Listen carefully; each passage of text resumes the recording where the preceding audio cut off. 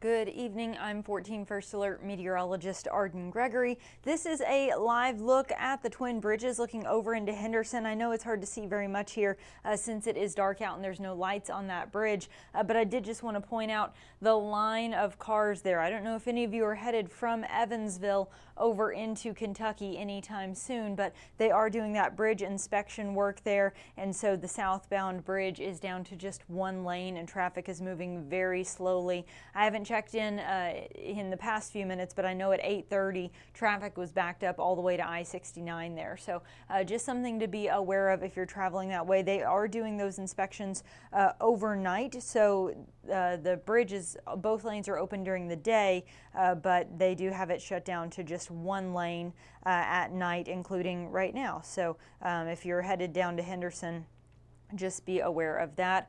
Good evening, Cheyenne and Jeff, getting my comments up here where I can see what everybody has to say. Here's what you need to know moving forward. It's clear and mild out there tonight, where we do have a slight chance of rain over the weekend, mainly Sunday morning, but I'm not totally convinced that everyone's going to see that rain.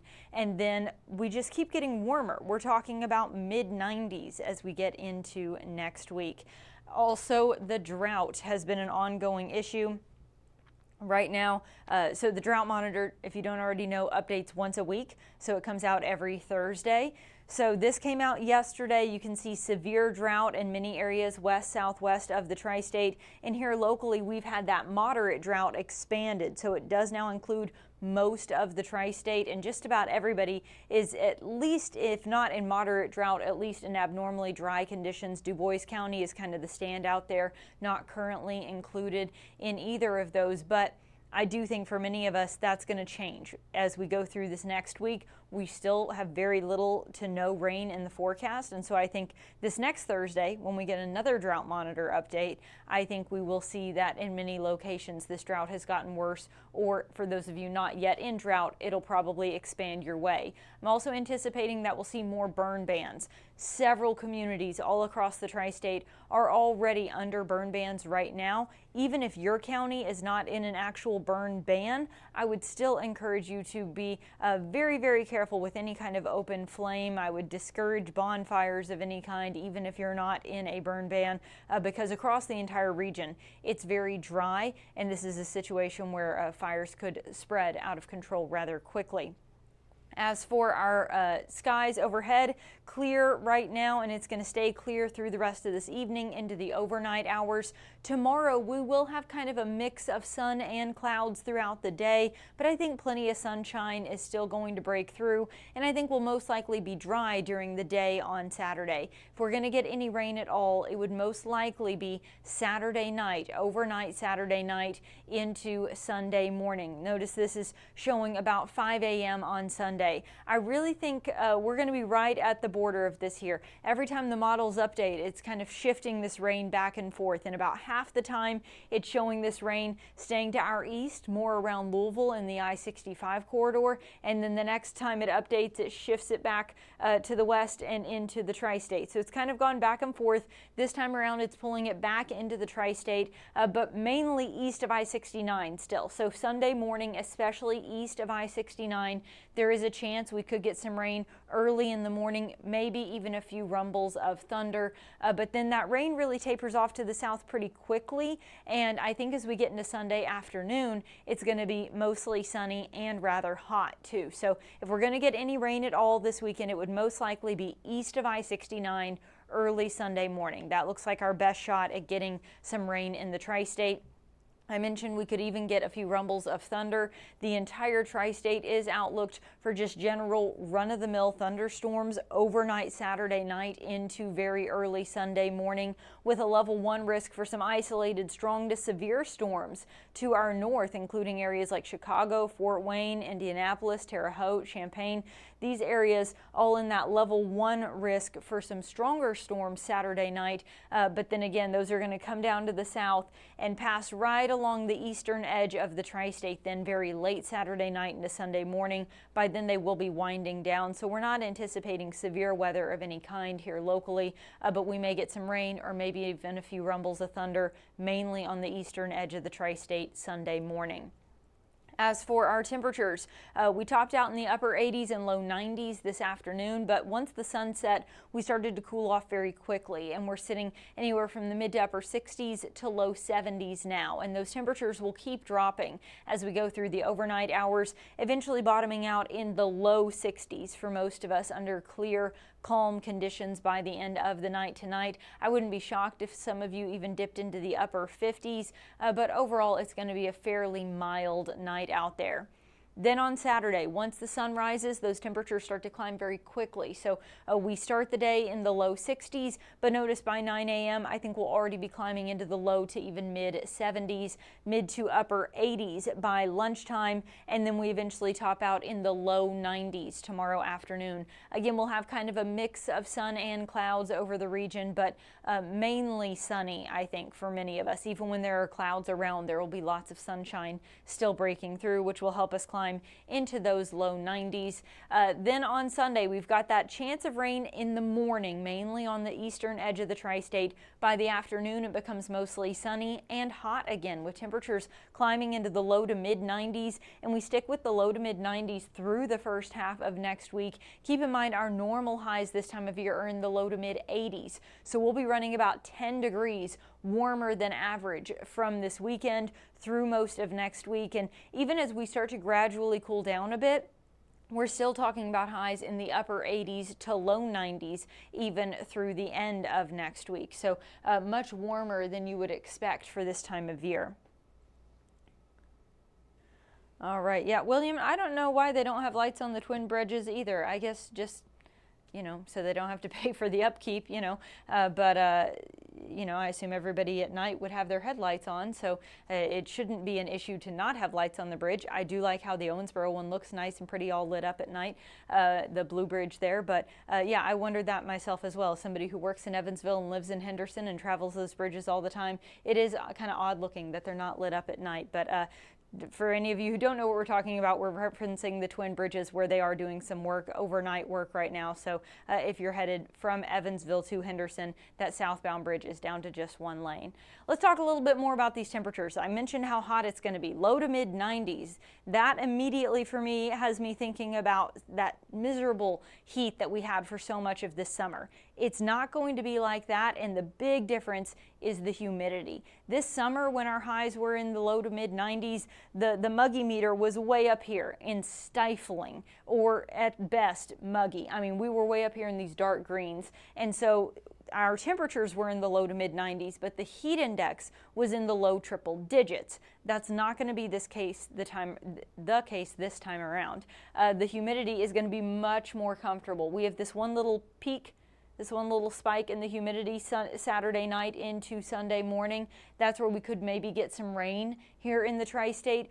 But notice outside of that, we're generally sitting in the rather pleasant range there. So humidity is going to be relatively low. As a result, the heat index is not a concern. So it will be in the low to mid 90s. That's plenty hot all by itself, but it is only going to feel like the low to mid 90s. Heat index is not a concern.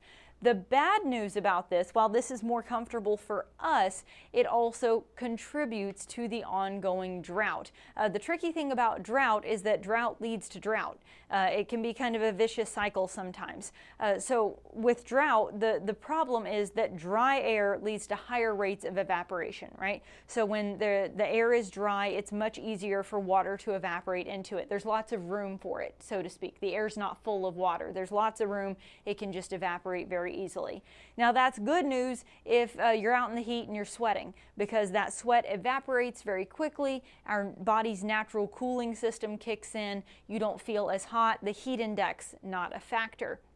When it's very humid, your sweat has nowhere to go. The air is already so full of water, your sweat cannot efficiently evaporate. It just clings to you, and your body's natural cooling system kind of starts to break down. And at that point, you start to feel hotter and hotter, and that's why the humidity makes it feel hotter, and then we get the heat index. So when the air is dry, that's good news for our bodies, because that means the natural cooling system works, your sweat can evaporate.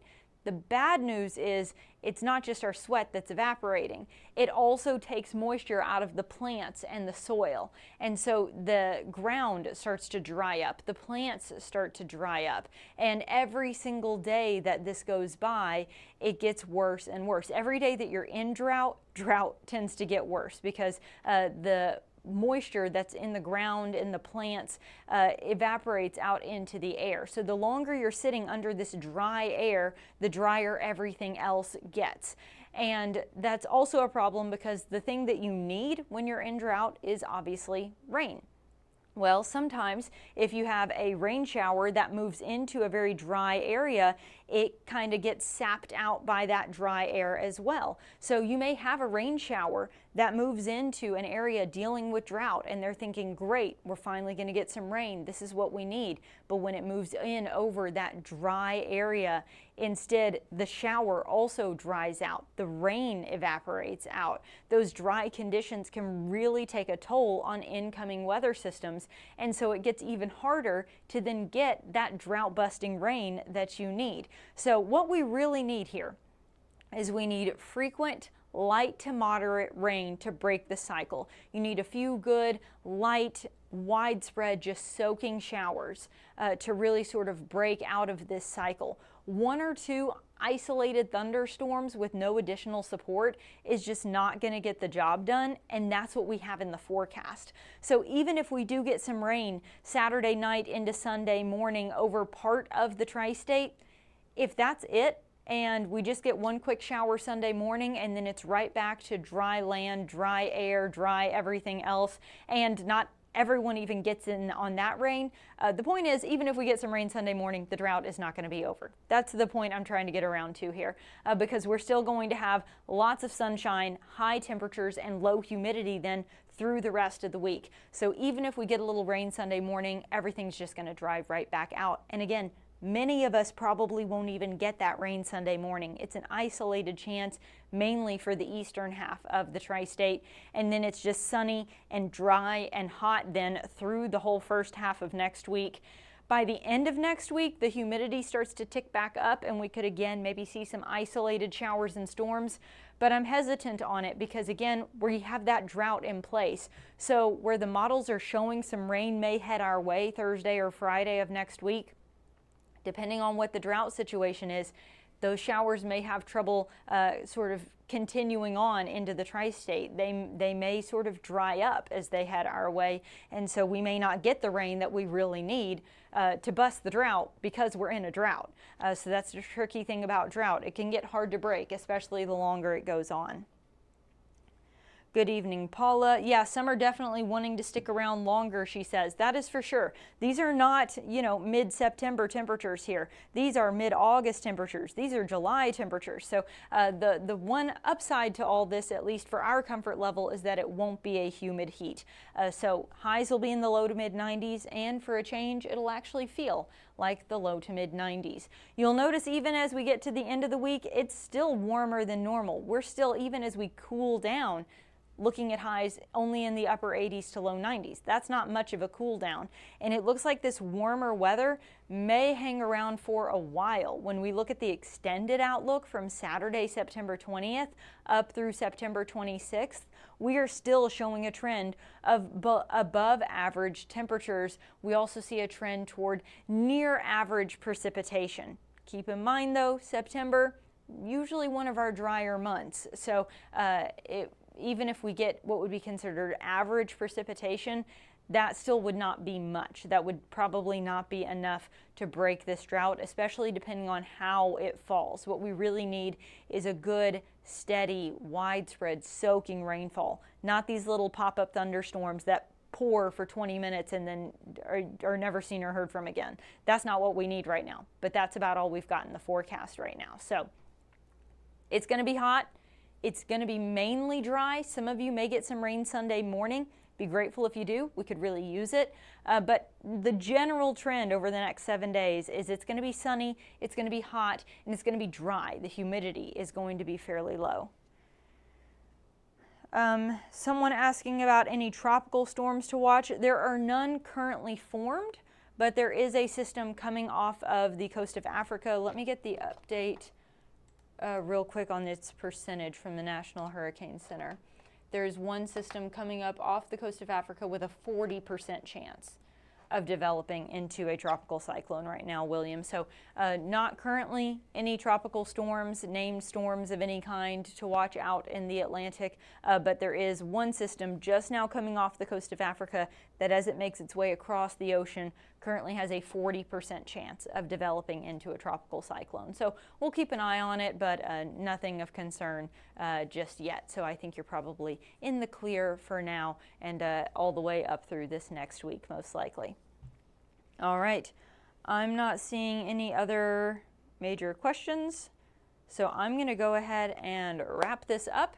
Again, be grateful if you do get some rain Saturday night into Sunday morning. Don't be shocked if you even get a little thunder, but for many of us, I think it'll end up being dry. The farther east you are, the better your chances. For most of us, the bigger story is going to be the temperatures. We'll top out in the low 90s tomorrow, and then it's low to mid 90s all the way through next Thursday, and we may even hit 90 again on Friday. So it's possible we'll be in the low to mid 90s through the entire next 7 days, which is fairly uncommon for this time of year. But fall will get here eventually, folks. We had a little taste last weekend. We should have known that it was false fall. It never hits that early around here, right? Summer's always lurking just around the corner until we get into October usually. So summer's still hanging in there for at least one more week, but fall will come eventually. And I know a lot of you are looking forward to that. It'll get here eventually. But for now, it's going to be hot, it's going to be sunny, and it's going to be mainly dry.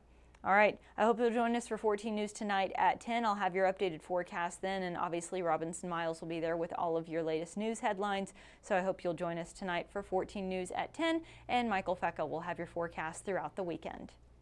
Have a good one, everybody.